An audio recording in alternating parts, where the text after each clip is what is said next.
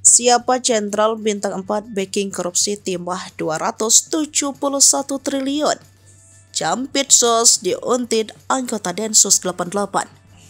Informasi sejumlah anggota Densus 88 Polri menguntit Jampitsus Kejagung Febri Adriansyah ramai diperbincangkan.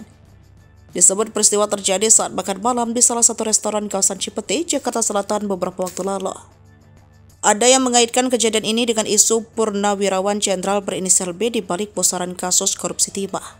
Mantan jenderal ini disebut punya peran sebagai pelindung mereka yang terlibat kejahatan. Namun sejauh ini siapa sosok sang jenderal yang menjadi backing dalam kasus mega korupsi itu masih jadi misteri. Soal adanya sosok Jenderal Purnawirawan tersebut kali pertama diungkap oleh Sekretaris Pendiri Indonesia Audit Watch Iskandar Storos. Dia hanya mengatakan bintang 4 itu pensiunan aparat berseragam. Ia menyebut ada oknum bintang 4, seorang oknum pensiun dan berseragam sebagai sosok di balik praktik hitam pertambangan timah tersebut. Dia melanjutkan pensiunan bintang 4 itu berinisial B dan seorang laki-laki.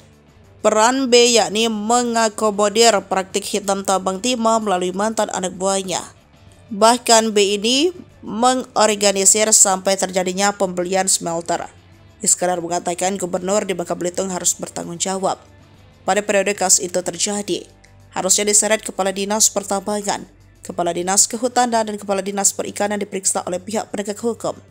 Ia menilai mereka tidak mungkin mereka tahu. Kenapa tidak dari dulu dibongkar? Tentu ada backing, orang yang punya kewenangan, berpengaruh kekuasaan. Mereka itu berseragam, punya pangkat di pundak, tidak tanggung-tanggung bintang sampai 4. Mereka menyukseskan maling ini. Oknum gubernur harus diperiksa, jelas Iskandar Storos.